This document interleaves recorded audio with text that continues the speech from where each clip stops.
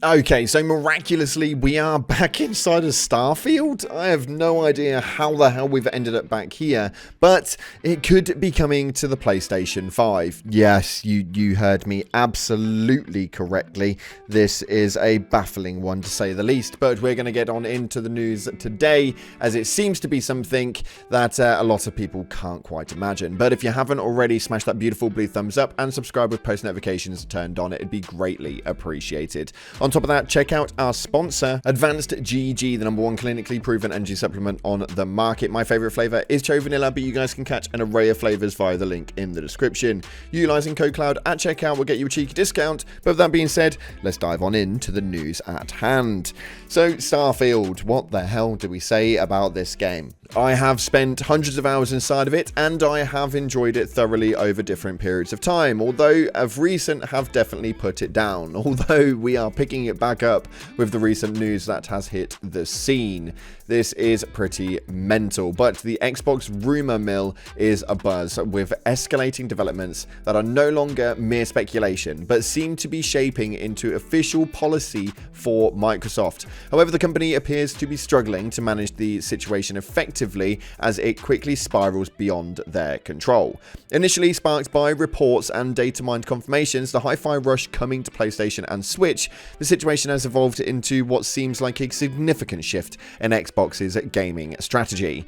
There are reports suggesting that Microsoft may be releasing its highly anticipated game Starfield on PS5 in the near future via Xbox Era. Additionally, there are hints that the same could happen with Indiana Jones and The Great Circle via The Verge, an upcoming title from Machine Games. Obviously, we all know that Starfield is an exclusive Xbox game. Hi-Fi Rush likely was the same, and we seem to be seeing this happen quite a lot, although apparently there's not really much money in the exclusivity of games anymore, and Xbox are panicking. So Starfield is emblematic of this shift, as it is arguably the most significant Xbox exclusive of the generation, surpassing even future titles like Perfect Dark and Fable. However, the prospect of Xbox releasing it on PlayStation is akin to flagship PlayStation titles like The Last of Us, God of War, and Spider-Man being made available on rival platforms, a move previously thought to be unthinkable. So why is Xbox pursuing this course of action?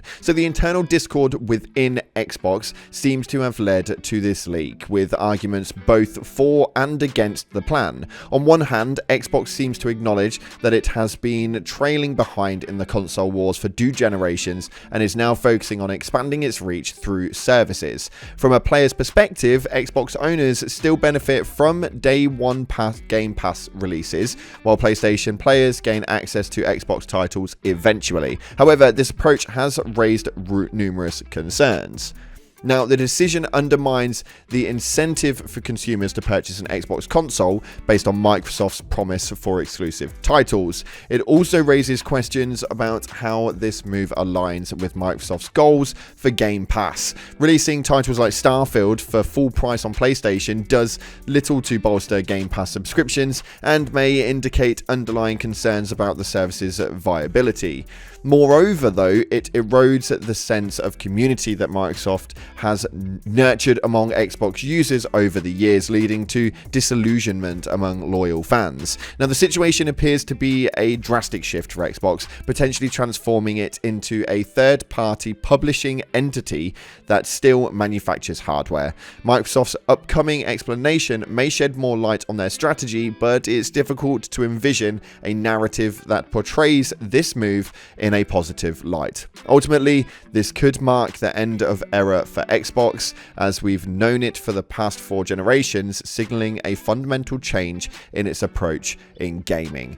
This one scares me greatly, and this has been a topic that has floated around on Twitter significantly, I may add, as we seem to have quite a lot actually happening in the scene. The man himself, Mr. Jez Corden, or the managing editor, Windows Central's C Gaming, and the podcaster for Xbox 2 Podcast, actually posted up a tweet stating, "For clarity, I'm saying multi-platform stuff for Xbox is happening, not the Sarah Bond will announce it. It would be an awful to let Sarah take the heat for this, since its failure of Xbox projects, Sarah wasn't even vaguely involved since 2012. That has led to this. Now, Microsoft has essentially decided that they aren't going to be make enough money with the current strategy. They want to build a healthier margins and cash flow using Sony's install base to then reinvest in growing the Xbox ecosystem using that money. Now, this is absolutely bonkers, but we have seen right here via a post that was put up by Ali Al-Dahash that it states right here in black and white that, as shown by figure 44 below, the value from taking a title exclusive does not have a linear relationship with the popularity of the game. Figure 44 stylized relationship between value of exclusivity and size of game. Now we can see right here the niche audience with a small communities like Psychonauts 2, Fallout 76, new IP and uncertain audience where it appeal dedicated gamers, often single player, Starfield, Redfall, Call of Duty, Minecraft, which is a mass market audience, a massive online community extending beyond the device, socials and merch, yada yada yada. Sony appears to have recognized this as well. Following the 3.7 billion acquisition by Sony, Bungie has confirmed that Destiny 2 will remain as a multi-platform game with cross-play functionality. That's just exactly what they want, and Jez had responded to this, saying, indeed, Starfield isn't new anymore though, I expect it to be on PlayStation eventually too. And this was something which it just baffled me greatly. I never thought that I would see the day that they would have the exclusivity turnovers. Now, Starfield was renowned for being a Xbox exclusive. It's Bethesda, right? We have some really big titlings with that process, and that is absolutely incredible. Although this is going to lead for a really ship-shaping maneuver, because there are a lot of people who have bought Xboxes solely to be able to play certain games, to be able to support certain development teams, to be able to move and sort of like follow around certain dev teams and publishers. And now the exclusivity may not actually be there. So where does it leave that standing, and where does it show the love towards their main community? Starfield is a great game. Although it has its faults and it has its issues, it obviously isn't making the company enough money to be able to warrant it being exclusive to Xbox. What this does mean though is that we are going to be looking at PlayStation holding the overall. Now, are PlayStation going to be making the same decisions over the next year or so? We'll have to wait and see. But if they don't, then all that's going to say is that Xbox may be taking a sidestep out of the community and PlayStation may be taking over. If PlayStation end up with their main titles being exclusive, then they realistically, if you can play Xbox and PlayStation games on the PlayStation, but only play Xbox games on the Xbox, this is going to lead for some ship-shapey sales margins, man.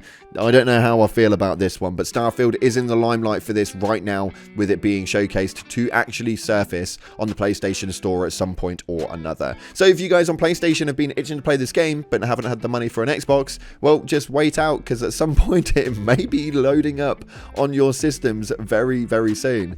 I'm a little bit questionable on this one, and I'm really, really unsure as to what this is going to do to the gaming community as an overall. And if we think that they were kicking off about Suicide Squad, my lord, oh lord, oh lord, they are going to kick their high heavens off for this one. If you haven't already, smash that like button and subscribe, post notifications turned on. Also, if you got this far into the video, head down to the comment section and leave a little spaceman emoji. I seem to read all of the comments that I possibly can and will reply to as many as possible. Thanks again for watching. Appreciate your faces, and as always, I'll see you in the clouds.